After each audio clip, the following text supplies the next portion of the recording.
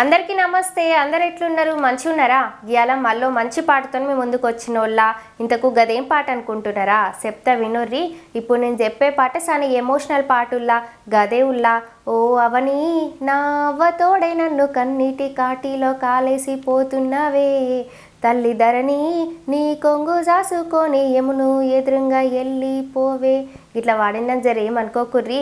Inner గదుల్లా పాట మంచిగా ఉన్నదిలా, emotional ఉన్నది, మీనింగ్స్ కూడా బాగానే ఉన్నాయి వాళ్ళ. ఇద్దరు యాక్టింగ్ కూడా మస్తు ఉన్నదిల్లా. కానీ దీనికంటే పార్ట్ 1 చాలా అంటే చాలా బాగున్నదటుల్లా. ఫస్ట్ పాటల మీనింగ్స్, ఆ పాటలో ఫీలు ఈ పార్ట్ 2లో లేదటనుల్లా.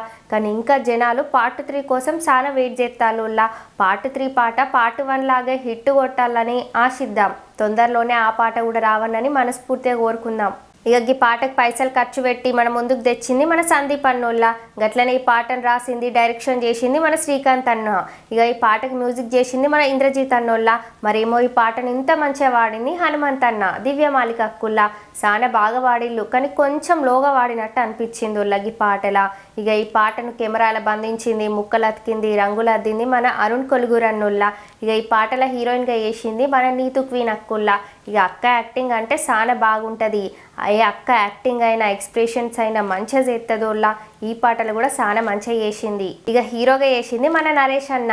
ఇక అన్న యాక్టింగ్ మస్తు ఉంటుందోళ్ళ.